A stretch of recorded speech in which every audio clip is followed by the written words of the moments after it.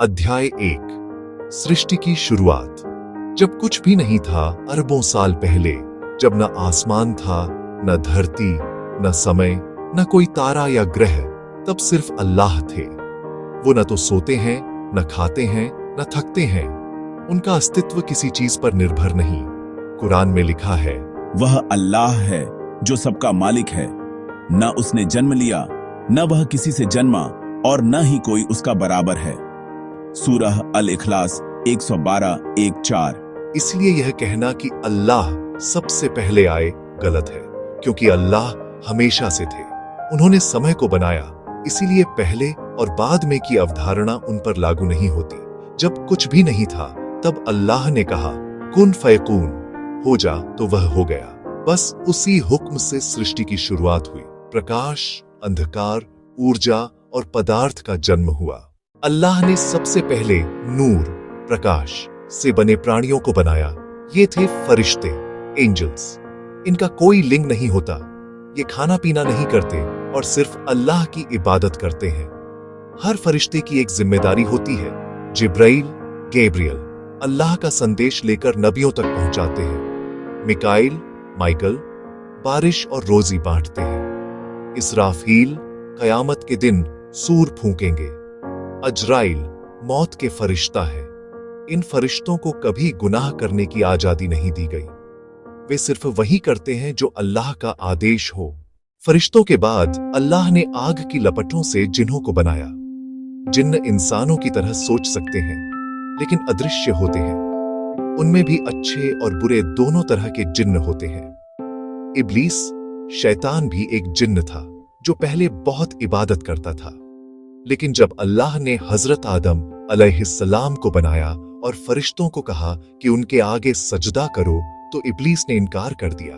वह बोला, मैं उनसे बेहतर हूँ। तूने मुझे आग से बनाया और उसे मिट्टी से। यही घमंड उसकी बर्बादी का कारण बना और अल्लाह ने उसे स्वर्ग से निकाल दिया। तब से इब्लीस कयामत तक इंसानों को गुमराह करने की कसम खा चुका है। कुरान और हदीस के अनुसार अल्लाह ने मिट्टी से पहला इंसान बनाया, हजरत आदम अलैहिस्सलाम। अल्लाह ने मिट्टी को पानी से गीला किया, उसे आकार दिया और फिर अपनी रूह उसमें फूंक दी। तभी मिट्टी का वह पुतला जिंदा हो गया, बोलने, सोचने, समझने वाला इंसान। फरिश्तों ने अल्लाह के हुक्म से आदम को सजदा किया, लेकिन इब्लीस ने नहीं किया, और यहीं से नेकी और बुराई की जंग शुरू हुई। अल्लाह ने आदम और उनकी पत्नी हव्वा, ईव को जन्नत, स्वर्ग में बसाया। उन्हें हर चीज खाने की आजादी थी, सिवाय एक पेड़ के फल के। लेकिन इब्लीस ने उन्हें धोखा दिया और कहा, अगर तुम ये फल खाओगे तो कभी नहीं मरोगे और हमेशा के लिए जन्नत में रहोगे। आदम और हव्वा ने वह फल खा लिया। इस गलती के बाद उन्हें धरती पर भेज दिया गया, लेकिन अल्लाह ने उन्हें माफ कर दिया, क्योंकि उन्होंने सच्चे दिल से तौबा की। यहीं से इंसानों की धरती पर नई यात्रा शुरू हुई। धरती पर आने के बाद आदम और हव्वा ने जीवन शुरू किया। उन्होंने खेती, भाषा और समाज की नींव रखी। उनके बच्चों से दुनिया में इंसान फैले। आदम को पहला नबी, प्रॉफिट माना जाता है। उन्होंने अपने बच्चों को सिखाया, सिर्फ एक अल्लाह की इबादत करो, वही तुम्हारा रब है, वही रोजी देने वाला है। इंसानों ने धीरे धीरे सभ्यता बनाई, लेकिन समय के साथ बहुतों ने अल्लाह को भूलकर मूर्तियों और झूठे देवताओं की पूजा शुरू कर दी। अल्लाह ने इंसानों को गुमराही से बचाने के लिए समय समय पर नबी भेजे। कुरान के अनुसार कुल 124,000 नबी आए। कुछ प्रमुख नबी, वेद, हजरत नूह, नोआ, जिन्होंने अपनी कौम को बाढ़ से बचाया। 2 हजरत इब्राहिम, अब्राहम, जिन्होंने तौहीद, एक ईश्वर का प्रचार किया। 3 हजरत मूसा, मोसेस, जिन्हें तौरात, टोरा दी गई। 4 हजरत ईसा, जीसस, जिन्हें इंजील, बाइबल दी गई। 5 हजरत मोहम्मद सल्लल्लाहु अलैहि वसल्लम, आखिरी नबी, उन्हें कुरान दिया गया। अध्याय 8 अल्लाह का स्वरूप, जिसे कोई नहीं देख सकता। कुरान कहता है, नजरें उसे नहीं देख सकती, लेकिन वह हर चीज को देखता है।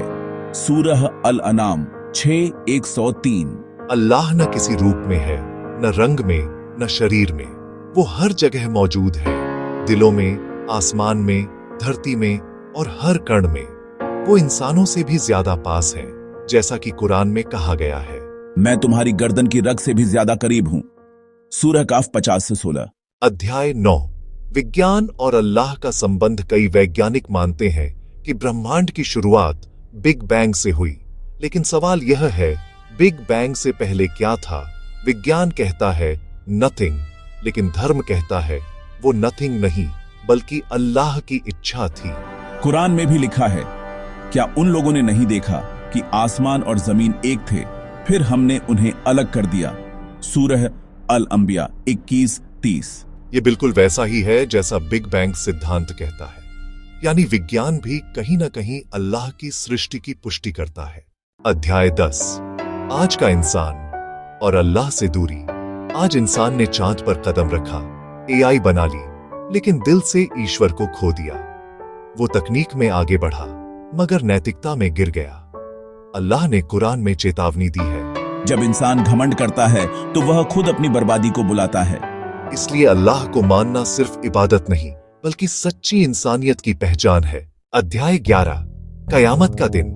जब सब कुछ समाप्त होगा, एक दिन अल्लाह फरिश्ता इसराफील को आदेश देंगे कि सूर फूंको। तब सब कुछ खत्म हो जाएगा, आसमान फट जाएगा, धरती बिखर जाएगी, फिर दूसरी बार सूर फूंका जाएगा और सब लोग दोबारा जिंदा होंगे। हर इंसान को अपने कर्मों का हिसाब देना होगा। जिसने नेकी की उसे जन्नत मिलेगी, जिसने गुनाह किए उसे जहन्नुम।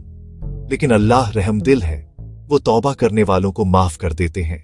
तो दुनिया में सबसे पहले कोई अल्लाह नहीं आया, बल्कि अल्लाह हमेशा से है और हमेशा रहेंगे।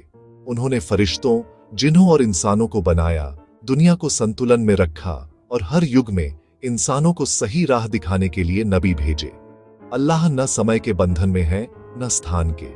वो अनंत, अमर और सर्वशक्तिमान है। हर चीज खत्म हो जाएगी, लेकिन तुम्हारे रब का चेहरा बाकी रहेगा, जो इज्जत और जलाल का मालिक है।